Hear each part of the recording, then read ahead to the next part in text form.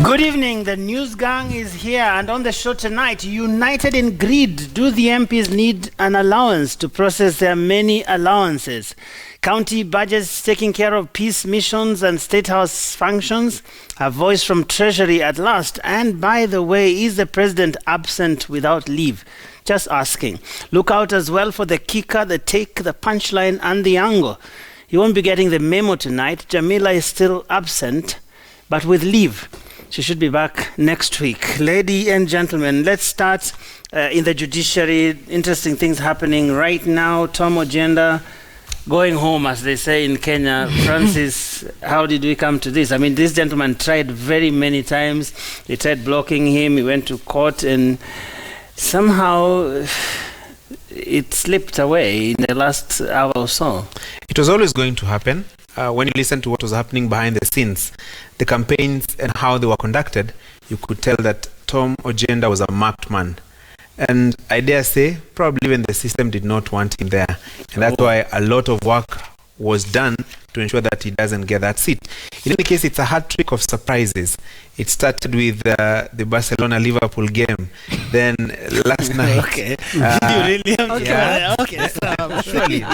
Then last night, the Tottenham game. And tonight, the hat trick of surprises is here.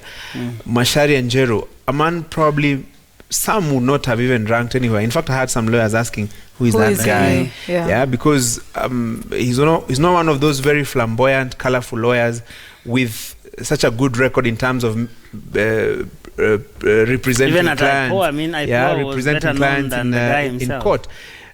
Even his tenure at IPOA was a bit silent. Right. You wouldn't say he's the kind of a guy who was all over our faces. And how he managed to outwit Professor Tom Ojienda is a surprise.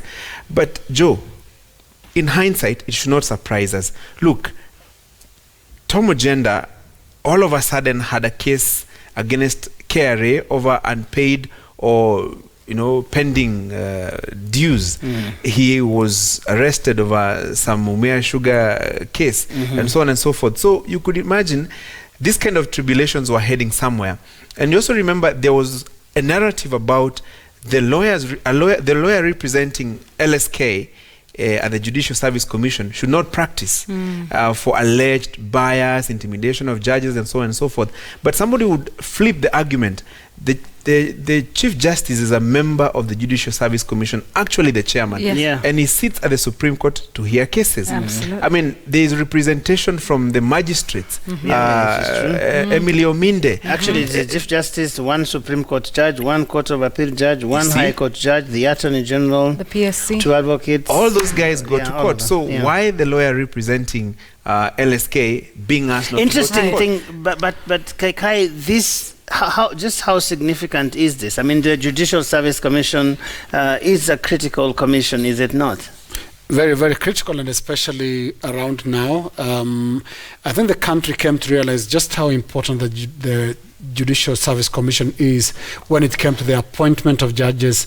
This is a body that makes very, very serious decisions. It determines who goes to the Supreme Court, who goes to the other courts, Court of Appeal, and including who faces a tribunal. Right? Yes, including who faces a tribunal, and that's why you see this crumble for the JSC positions.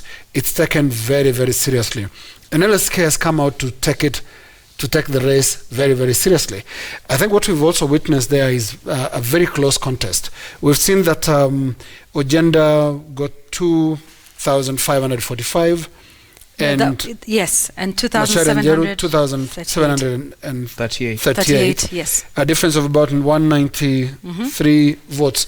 Very, very close race. It's very, very interesting also to see that LSK races, whether it's for the chairmanship of the body or for these slots in the JSC, are very tightly contested races.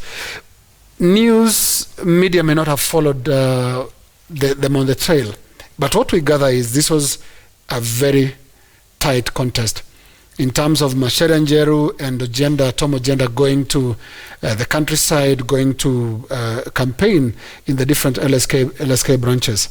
And if you look at these numbers, what this also shows is the urban centers have decided it. Nairobi, I think, has decided it for Macharia Njeru. That is how Tom Ojienda lost. He won the countryside, but it doesn't seem to have enough numbers when it came to lawyers in Nairobi. So very, very interesting, because Macharia Njeru also, a very, one would say, shy person, low profile. He kept a very low profile at IPOA, and comes into this race. And I don't think a lot of people gave him a chance. He looked like an outsider. Completely. Tom Ojienda, speaking earlier today to our station, said, you know, this evening when I'm declared winner, he was very, very sure. It was when a formality. If, yeah. For him, it was a formality. But Macharia Njeru put a strong fight. Yes, Yvonne, I wanted to talk about just how hard he has fought for this. So if we just want to take a look at the requirements for LSK to the JSC, you must have 15 years post-admission experience as an advocate, no pending disciplinary issue at the Advocates Tribunal, and you must get clearance from HELB, the EACC, and KRA, and you must not be bankrupt. But we recall just how hard he fought for this approval within the courts. Remember, KRA refused to clear him, talking about certain taxes that were pending. He took KRA to court. It was about 433 million that KRA claimed that he owed. He took KRA to court seeking mandatory tax compliance. In fact, he even got orders ex parte, meaning KRA wasn't even themselves present. And going all the way and appealing this to the highest possible level. And for all of that to then end with a small margin of 193 votes just talks about how important this seat was. And if you even take a look at the representation at the JSC from the time of Ahmed Nasser, just how powerful that is and what that means for the decisions that you are able to make. All of this, tales that we had about how close Ahmed Nasser was with the then CJ, Willie Mutunga, and how you're able to then push some of these things and agenda that you require. But I find it interesting that, the female representative isn't such a hotly contested race, but for the male one. But can I just mention the undertones, Joe, because there were also undertones that informed the election.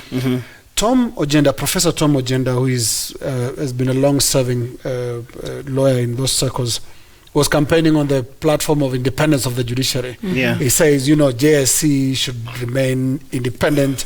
The state should not be, the executive especially, should not be able to interfere with it. And then Macharia, for Ojienda supporters, was being painted as a government project. So those were the undertones.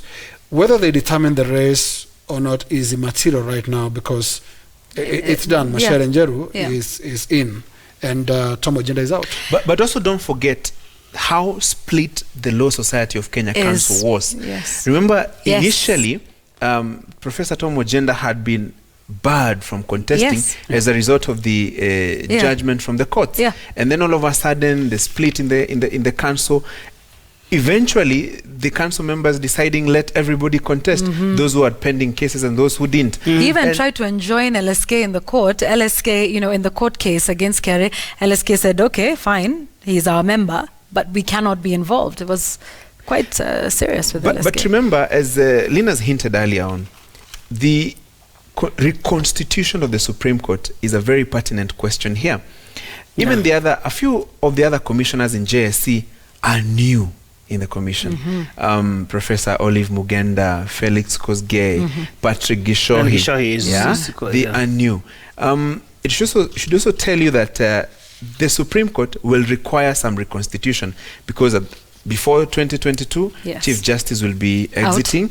Professor Jackton Boma Ojwang is currently just about to face a tribunal. And in any case, age was already catching up. And this is a commission that recommends to the president persons for appointment as judges. Yes, and he does. And even then, there are 10 petitions that have been filed against the Supreme Court judges. Remember, the one currently the judges are facing over their ruling in the Wajir gubernatorial election, and there's one that was withdrawn in relation to Apollo Mboya for Justice Ojwang and Njoki Ndung'u. But that should tell you that something serious is likely to happen in the Supreme Court, and that calls for the reconstitution. Absolutely. So those 3 or 4 positions that will be up for grabs in the Supreme Court, Yeah. Can I just Judicial add, Service I'm Commission will be interested to see critical. whether Macharia Njeru will actually keep his promise, because that was his campaign promise, saying that the member of the JSC should not himself be involved in litigation before the judges, simply because of the whole idea of intimidation. So, let's wait Is and it see. his call or the LSK call? Well, it's a promise it he's is, made. yeah. And I think it's a promise he can very easily keep, because Macharia Njeru is actually not known to have practiced that litigated in court. It's been an IPOA, where Absolutely. obviously he never went to anyone's court. So yeah, even his previous assignment kept him out of court. Yeah. So it's something he can something comfortably... that would have been more difficult for Ojienda someone, to do. yes, Okay, absolutely. great. Yeah, but Joe, just a quick one to point on what Francis is talking about in terms of the composition of the Supreme Court. This filling of positions at the JSC is not an innocent exercise. Mm-hmm. It's a battle of interests. You must have, and I'm talking of the president here, you must have there people who can go your way. And it's a practice that is done world over. You can see in the US, at least the president has the power to appoint or nominate a Supreme Court judge. That power is not here. You can do it by proxy. Through you the can JSC. do it by raising enough numbers within the JSC. And that could be the person who is president or people who want to be president. Mm-hmm. Yeah, absolutely. That's right. And that's why you don't look at the election of either Tom Ojienda or Macharia Njeru in an innocent way, because they're going in there to represent certain interests. Okay. And it's Macharia Njeru's turn. Let's see. Interesting.